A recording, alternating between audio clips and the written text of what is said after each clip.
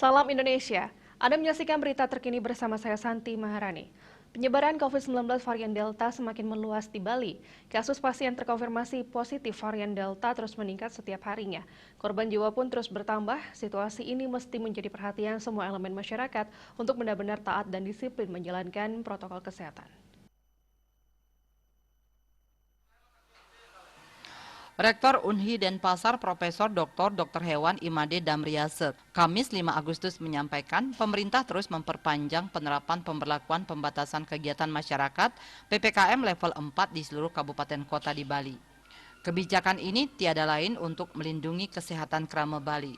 Meskipun di sisi lain ada yang mesti dikorbankan seperti aktivitas ekonomi masyarakat dibatasi. Namun semua pihak mesti mengikuti kebijakan ini agar penularan COVID-19 varian Delta bisa diminimalisasi sehingga kehidupan segera normal kembali. Profesor Damriase mengatakan semakin meningkatnya kasus COVID-19 belakangan ini mengindikasikan bahwa semakin tinggi peluang warga terpapar dan tertular COVID-19 varian Delta yang ganas ini. Oleh karena itu warga mesti lebih waspada terhadap penularannya. Profesor Damriase meminta agar peran desa adat melalui Satgas Gotong Royong pencegahan COVID-19 berbasis desa adat terus ditingkatkan.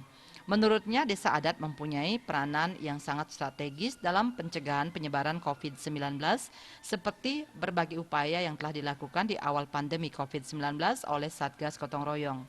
Kerama Desa Adat dan Yoane secara bersama-sama bergotong royong melakukan pencegahan COVID-19 secara skala dan skala bersinergi dengan pihak-pihak terkait termasuk aparat keamanan di desa adat.